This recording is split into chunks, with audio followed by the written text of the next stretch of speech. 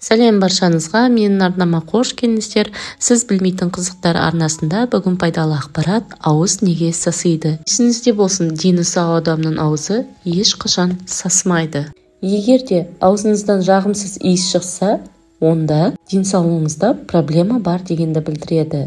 Көп адамдар ауыздан шыққан сасық иісті кетіру үшін жедел түрде аузына сағыз салады, немесе освежающий спрей себеді. Бұл мүлде дұрыс емес.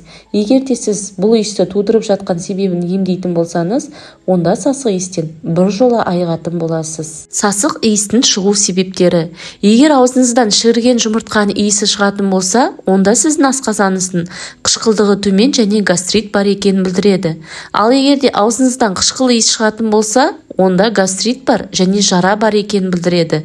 Аузыңыздан шыққан ащы иіс бауыр және өт жолдарындағы ауруларды білдіреді.